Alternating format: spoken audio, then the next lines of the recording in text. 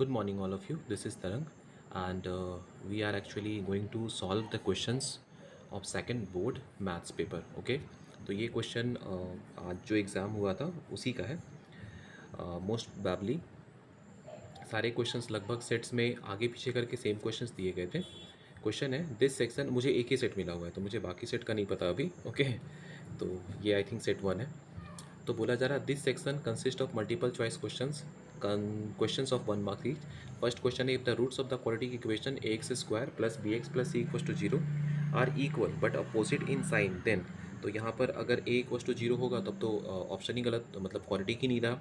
इसका सही आंसर होगा b is equal to zero. अगर मिडिल टर्म जीरो हो जाता है ना तो कंफर्म है कि दो रूट्स निकलेंगे और एक पॉजिटिव और एक नेगेटिव निकलेगा. ठीक है. सेकंड क्वेश्चन बोला गया है three lines K1, K2, K3 represent three different equations as shown in the given figure. K1 and K2 is x is equals to 3, y is equals to 3. And दूसरा बोला गया है कि K2, K3 का solution है x is equal to 4 and y is equal to 1. ठीक है. इसका मतलब क्या है कि K3 दोनों में कॉमन है, तो x इज इक्वल टू 3 और y is equal to 0 and x equal to 4, y is equal to 1. दोनों जिस इक्वेशन का सॉल्यूशन होगा वही K3 है. पूछा गया है कि K3 का इक्वेशन क्या होगा. देखो, तो आप सेटिस्फाई करा के देखो, x is equal to 3 and y is equal to 0. पहला जो ऑप्शन है ना, x minus y equal to 3 satisfy करेगा, क्योंकि 3 माइनस जीरो करोगे तो भी 3 आ जाएगा और 4 में से 1 माइनस करोगे तो भी 3 आएगा. इसका मतलब answer number option number a ही इसका करेक्ट ऑप्शन है. थर्ड तो बहुत आसान है. थर्ड में बोला गया है कि here is the geometrical representation of a polynomial, how many zeros does it have. तो 3 बार कट कर रहा है तो इसका 3 जीरोस होगा. नेक्स्ट बोला गया है the pair of linear equations 5kx plus 3y is equal to 7 and 4x minus 3y is equal to k has unique solution if. तो यूनिक सोल्यूशन कब देगा. कंडीशन से चलोगे. कंडीशन क्या होता है, a1 by a two is not equal to b1 by b2. Solve करोगे तो ऑप्शन नंबर बी आएगा, k is not equal to -4/5. 5 number question है the sum of ages of Saniya and Yogesh is 50 years if Saniya is twice as old as Yogesh was 5 years ago. इसका अगर option से भी बनाओगे तो इसका आंसर निकलेगा 30 ईयर्स. ठीक है. नेक्स्ट है which term of the A P is zero. ये ए पी का फॉर्मूला यूज़ करोगे, a n is equals to a plus n minus one into d. तो यहाँ पर आंसर निकलेगा option number c, eighth term. ठीक है. यहाँ पर देखो क्वेश्चन में बोला गया है ए ई और सी डी आपस में पैरेलल है, इसका मतलब दोनों ट्रायंगल सिमिलर ट्रायंगल हो गया. और एक टर्म यहाँ पे गिवन है दैट इज़ बी ई 1400 है और बी डी 700 है. तो बी ई और बी डी को कंपेयर करके देख लो, साइड्स डबल है, मतलब बड़ा वाला ट्रायंगल का जो साइड है ना छोटे वाले ट्रायंगल से डबल है. अब पूछा गया है ए ई कितना होगा.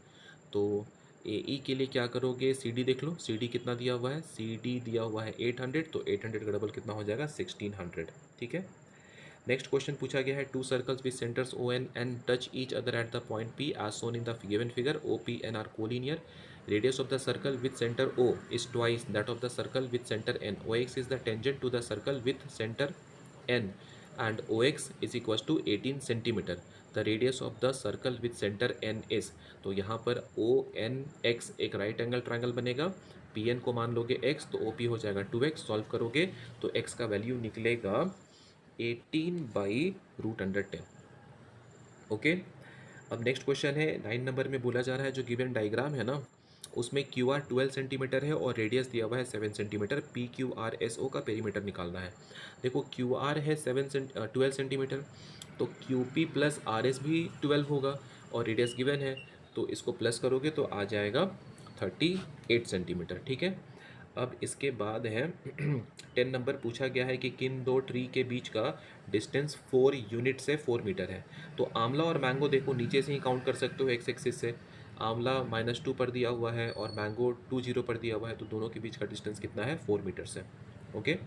11 नंबर क्वेश्चन है, यहाँ पे पाइथागोरस थ्योरम यूज़ करना है आपको. In the given question A D is equals to B D, angle B is the right angle and angle B C D equals to theta.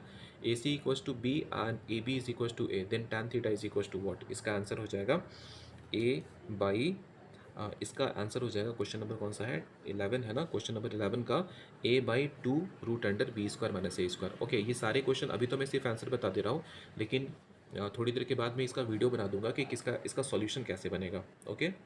12 में बोला जा रहा है at some time of the day the length of the shadow of the tower on the earth is equal to the height.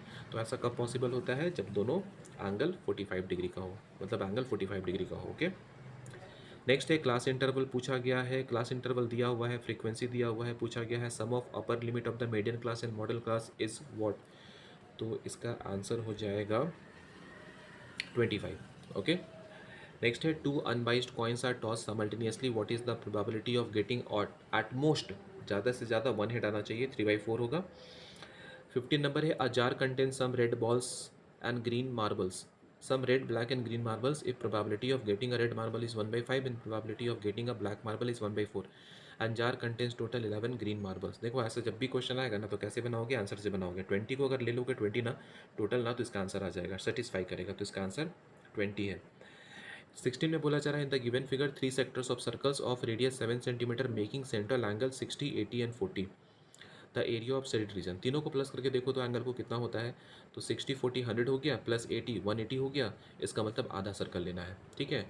Half of the circle निकाल लो, half of the circle कितना हो जाएगा, 77 centimetre square हो जाएगा, ठीक है।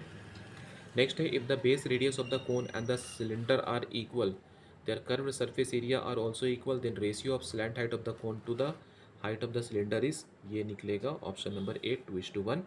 18 में है the area of semi circular field is 15400 square metre, then the perimeter of the field is, और इसका आंसर आ जाएगा 360√2। ओके, अजर्सन रीजन में पहला क्वेश्चन है the number 12 to the power n ends with the digit 0 where n is a natural number. बिल्कुल नहीं, क्योंकि 12 को फैक्टराइज करोगे तो 2 इंटू 2 इंटू 3 होगा, 2 और 5 नहीं आया हुआ है तो 0 नहीं आएगा। अजर्सन रॉन्ग है, रीजन राइट है, ठीक है। और 20 में the value of mode and mean of the data are 60 and 66 respectively, then the value of median is 64। बिल्कुल सही बोला गया है। कौन सा फॉर्मूला यूज़ करना होता है, mode is equal to 3 into median minus 2 into mean, but इसका जो रीज़न है ना वो रॉन्ग लिखा हुआ है, ठीक है। ये actually mode plus 3 into mean is equal to 3 into mode plus 2 into mean is equal to 3 into median होना चाहिए। तो इसका 20 नंबर का अजर्सन राइट है, रीज़न रॉन्ग है। ओके, तो इस वीडियो में बस इतना ही, नेक्स्ट क्वेश्चन में डिस्कस करूँगा, बट अभी के लिए इतना ही। ओके।